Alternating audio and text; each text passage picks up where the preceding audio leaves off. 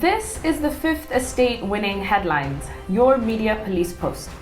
In this segment, we summarize some of the headlines that you may have missed this morning, but we also take a look at the political pieces that we call cartoons in this country. Today is the 11th of December 2020 and I am 2J. And I am Miss K, your host. If you missed today's headlines, here they are. Daily Nation, end of bold but troubled tenure. The Standard, man holding the BBI ball, and The Star, succession plots rock judiciary as MARAGA departs. I think we'll start with the Daily Nation, which is essentially an ode to MARAGA, gives a history of him. It says that he began as an advocate in 1978 and practiced for 25 years before being appointed as a judge of the High Court in 2003. He is the 15th person to serve as CJ since Kenya's independence, but the second to be president of the Supreme Court after Dr. Willy Mutunga since the promulgation of the 2010 Constitution. But they do talk about his legacy. They talk about him being the first person in Africa to preside over a bench that nullified a presidential election. And they also talk about his final bombshell when he advised the president to dissolve parliament for failing to pass the gender bill. On Monday, he reminded MPs that refusing to allocate the judiciary enough money was not affecting him personally, but their voters. They also talk about his history of reducing the backlog of cases in the corridors of justice from over 300,000 in 2016 to just 35,000 at the end of the count in June. And also his attempt to digitize court processes. This man would make... Bye. This man would make a great politician. Never seen a CJ anywhere in the world parading himself before cameras while actually going to vote, knowing that in the next couple of weeks he'll be adjudicating on a matter that concerns what he was voting about. I mean his vote. But if I was a Daily Nation, I would have rendered this headline differently. I would have said, end of a reckless and troubled tenure. Because, what he did was absolutely reckless. How do you lose an economy, $1 trillion shillings, because of what you say it's not a process? With no remorse. Yeah, it's a process that wasn't right, but the vote itself was okay. The product was okay. And the president is absolutely okay. Then you have the guts to ask Parliament to allocate more money to your courts, and yet to buy an S-class. One for an S-class, and also to buy courts, and yet to go ahead and dissolve them. I think for me, what's quite interesting is when we look at the three arms of government, I think each one of them want to say that they had left their arm in a better place than when they found it. I think legacy is important for so many people, presidents alone, but I think a CJ as well. And I think that when we think about the legacy of MARAGA, I don't think it's going to be what he thinks it is. Maybe he has a plaque on his wall, celebrating him for being the first African CJ to nullify an election, the first Kenyan CJ to dissolve parliament. I don't think those are things to be proud of. I think that he needed to have left a mark that says that in our judiciary, we had a strong Chief Justice who affected the law in a positive way. I think when you think of CJs like, Supreme Court judges like Ruth Bader Ginsburg in the US, that is a woman where when she passed away, the country mourned because they said this was a person who left an impact. So MARAGA, don't forget, revisiting has no timeline. It can happen after retirement. We have a 3-part criteria that we use to judge the headlines for you. We ask ourselves 3 questions. Is a headline topical or speculative, repetitive or groundbreaking, and thoughtful or just plain lazy? I say we park this. It's a topical headline.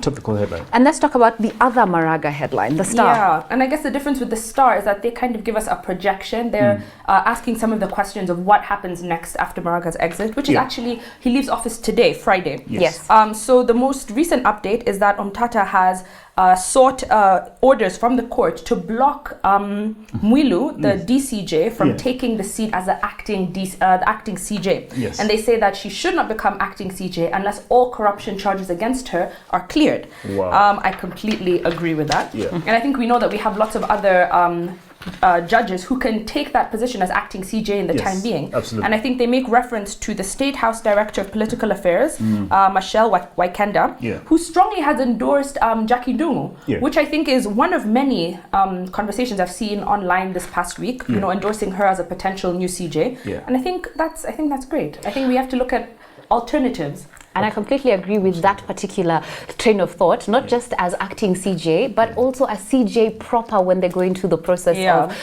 recruitment. For this reason, the past 2 CJs we've had have been male. And the way that particular section is calibrated, if you have a male CJ, then you are delegating women to occupying the DCJ position. I think that we should flip it and we should get a female CJ. And in fact, because if the CJ is male, the DCJ has to be female. Yes. And now if we get a female CJ, then the DCJ can be picked from any of those other judges that remain. And in fact, even if they were to look at who are the most senior, if you were to take away Mwilu from being DCJ, then you look at Smoking Wanchala versus Jokindungu, who are sworn in on the same day. So absolutely. Jokindungu. And maybe ethnicity should be part of the criteria. Maybe it's time we have a Gema CJ. For what reason? Just I know, right? because it's Gema. Jockey because she's female. Yes, exactly. I think let's push on the female, not necessarily on the... What do we say about the headline though? I appreciate the headline, and I would say that I appreciate the content of the Star more than the Daily Nation because it's forward looking. Yeah, it has a framework. But still, the headline was not that nice. So I say we toss the paper. Okay, yeah, toss the Star. Tossed it. But good job on the article. Standard. Man holding the BBI ball. Oh, goodness. This guy is... I mean a literal mpira, please. What's his name? Chebukati yesterday received the BBI signatures, 4.4 million signatures, and he just has less than 30 days to validate the signatures. And we said it last time. We said it that these signatures will be collected in 1 week, and that's exactly what happened. That shows you what the deep state can look. But anyway, thereafter it will end up county assemblies, and please be sure this thing will be passed within county assemblies either within a day or maximum 1 week. Thereafter, it will go to parliament. And you just don't know what they will do with it in parliament. Maybe they might even decide to do a parliamentary system and chokora it a bit. But will they meet the deadline of June 6th, 2021? In my view, I think they will. I think they will. And I think that within just even a month, they've made great strides. So I think it's proving that within the next 6 months, this thing, it's a done deal. Absolutely. Yeah. So what do you say about the headline? I do like it. It's catchy and short, but I don't know. So Chebukati is the one with the ball now? Yes, mpira. Okay. I mean, it made us laugh, but toss it. I prefer the Daily Nation. I prefer the Daily Nation as well. And there you have it. The Daily Nation gives us our winning headline. Onto the political pieces that we call cartoons in this country. And just like the headlines, we have a 3-part criteria that we use to break them down for you. We ask ourselves, is it humorous or dry, satirical or pessimistic, and finally effective or just plain lazy? And there you have Daily Nation. That's Ndula, caricature of Chairman Chebukati, IBC chair, and he's seated on the powers that be. Verifying signatures. Verifying signatures with a big microscope there. And the caption there is independent signature verification. Magnifying glass. Sorry, what did I say? Telescope? Telescope? I did not say don't know. telescope. Microscope? Microscope? Yeah, that. Independent signature verification. Yes. I mean, it's a rubbish cartoon. It's a rubbish cartoon because I don't think the powers that be have anything to do with what Chebukati does in verifying them. And I think the point of getting more than the 1 million required was to prove, one, that this thing has ground support, and two, to ensure that the IBC doesn't do anything funny, try to, unverify all 4.4 million. So that's also true. Yeah. Absolutely. And so can we toss that? Yeah. Tossed. Very fast, very fast. Next one, Gado. It's a caricature of the Donald himself. And he thinks he's taking an oath. He says, I, Donald J. Trump, do solemnly swear that I will faithfully execute the office of the president. And the judge stops him and says, Mr. Trump, you're here to answer corruption and fraud charges, not to be sworn in. I think that's a congressional hearing, is it? Yeah, possibly. Yeah. I mean, there's a lot going on in the US. In the US. I think we back that up. We have bigger problems in Kenya, so. Absolutely. Out. Can I just toss it? Toss it. Sure. Yeah. Finally. Next one is a ozone caricature of Raila Odinga. And he seems to have, is it closing the door for consensus? Yes, actually closing. And William Ruto is inside that room for consensus. And at the same time, he is giving Chebukati the signatures that they have collected. Verify. So once the IBC door closes, then they can open the room for consensus. That's all there. Ms. K, what do you think about this cartoon? I think this cartoon is absolutely just plain lazy. It reminds me of a cartoon that I looked at a little while ago. It had the same process. William Ruto was at the window and he was saying the door is open for There's still a window of opportunity. Yeah. I think that's what it said. And you had the same caricature of Raila closing the door. And what they did now with this cartoon is that they covered the face of the caricature of our president with a person who's been blocked by the BBS Guys, signatures. honestly, what I think is happening is that the entire of Kenya has entered Christmas mode. Yes. And so even our cartoonists have nothing more to offer us. So let's give them a break. We'll see them in 2021, right? Yes, so we toss them for being dry, and lazy. All of them. Yep. We have no winning cartoon. Now on to the final thought. But before we get there, don't forget to subscribe to our YouTube channel. And now, our final thought. It is inspired by a book entitled Battle Cry of Freedom, The Civil War Era by James. I know why you're laughing, guys. M. McPherson? McPherson. This week, our final thoughts have been inspired by the biggest civil wars in history. On Monday, we took a look at the Chinese Civil War that took place from 1927 to 1949 using the book The Chinese Civil War, 1945 to 1948 by Michael Lynch. We illustrated how the Treaty of Versailles, the agreement that ended World War I, encouraged the Chinese Civil War to occur. We also explored the conflict between the two opposing factions, namely the Chinese Communist Party led by Chairman Mao Zedong and the Chinese National Party led by, and here I join you to Chiang Kai-shek. On Tuesday, we looked at the Vietnam Civil War using the book titled The Best and the Brightest by David Halberstam. We took an in-depth look at America's involvement in the Vietnam War. And in the author's view, the Vietnam War was one of the costliest mistakes ever undertaken by American policymakers. In his book, he makes this quote that says, "The people who appeared to be highly qualified to hold power can nonetheless carry out policies of monumental stupidity." On Wednesday, our final thought was inspired by the Biafra War in Nigeria that took place from 1967 to 1970. We used the book The Biafra Story, The Making of an African Legend by Frederick Forsyth. The book cost Forsyth his job as a BBC correspondent and his career as a journalist. He wrote the book as an angry young man infused with a sense of mission. In the book, Forsyth gives the case of the people of Biafra. He explains what Biafra is, why its people chose to separate from Nigeria, and how they reacted to what was inflicted on them. It is a Biafra story told from the Biafran standpoint. On Thursday, we looked at the situation in the DRC. We delved into the book Dancing in the Glory of Monsters, The Collapse of the Congo and the Great War of Africa by Jason Stearns. In the book, Stearns tries to understand the roots of the violence that has engulfed the Democratic Republic of Congo since 1996, trying to figure out why the conflict in the DRC got so little attention in comparison to other humanitarian crises such as the one in Darfur.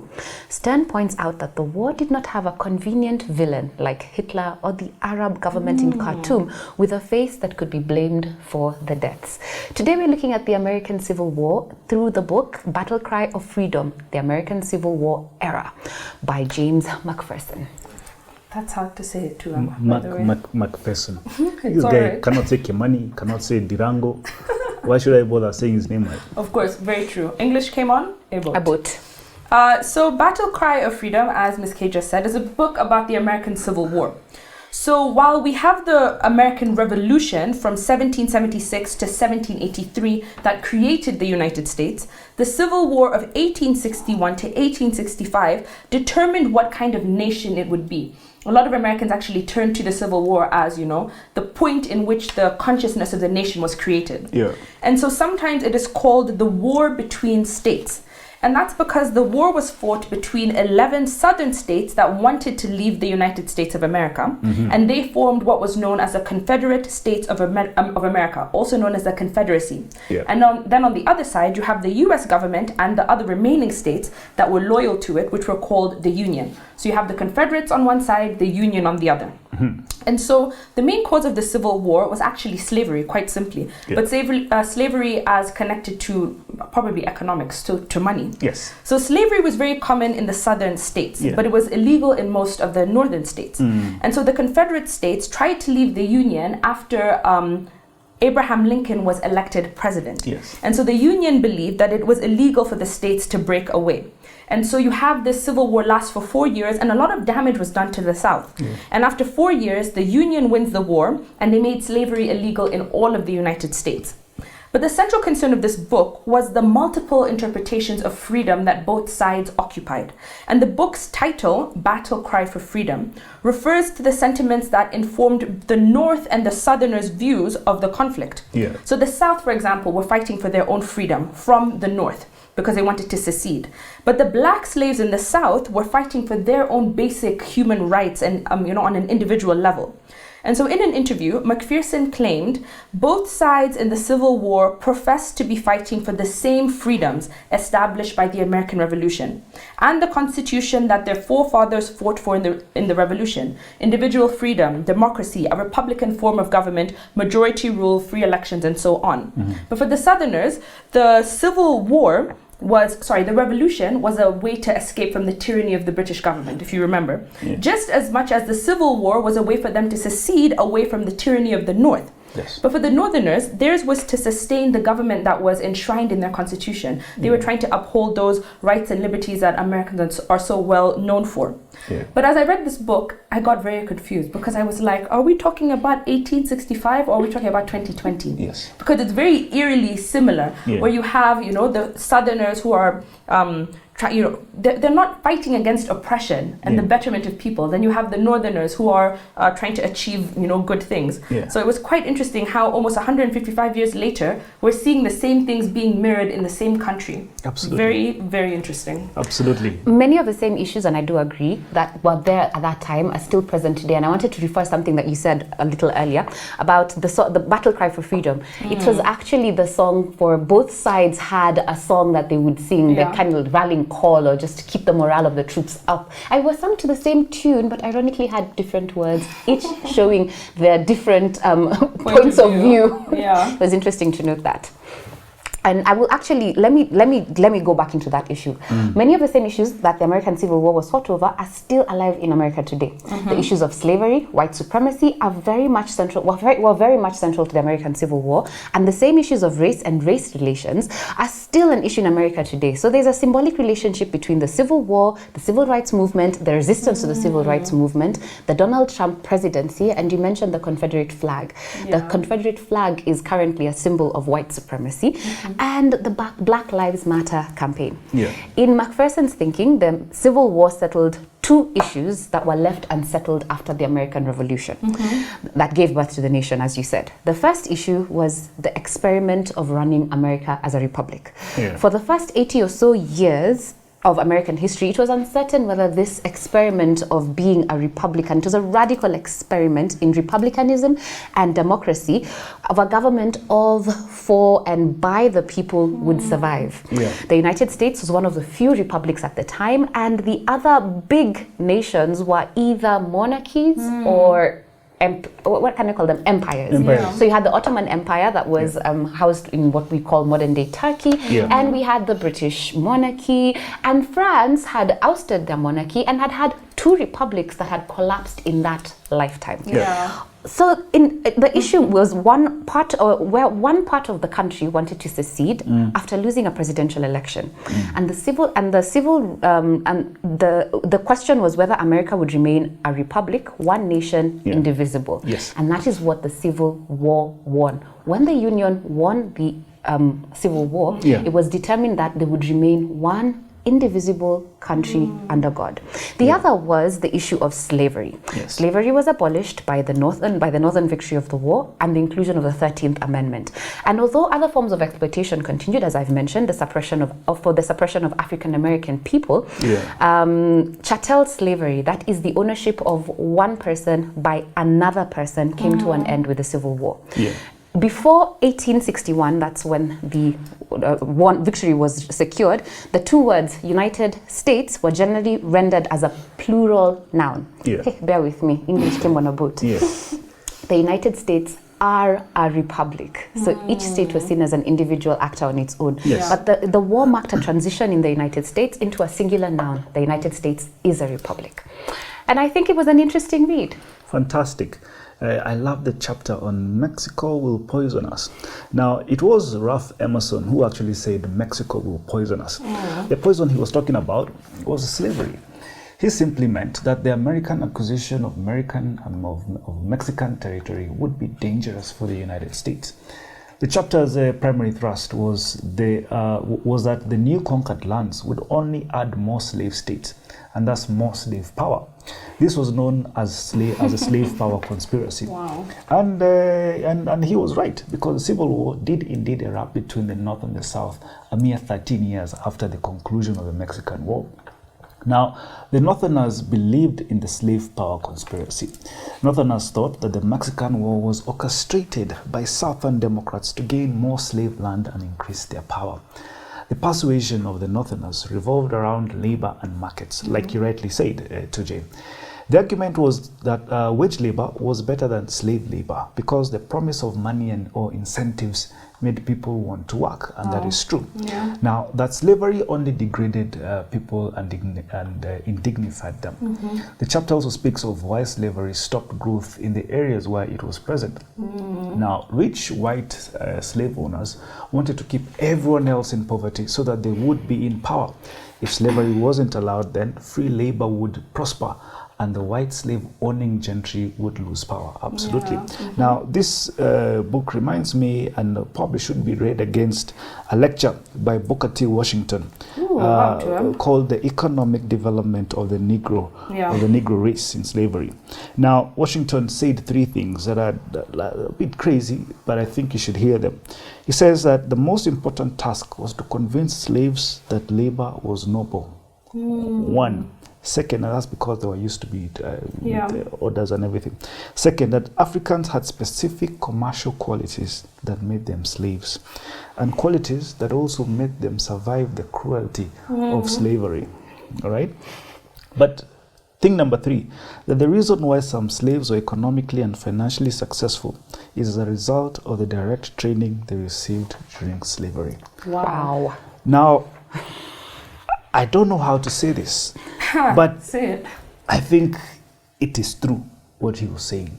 And not because I was there or I know anyone who was there at that particular point in time, but if you see it from our point of view in colonial Kenya or pre-colonial Kenya, the guys that got a head start, an economic head start in this country, or people that replicated the modes and means of production of the white man. It's as simple as that.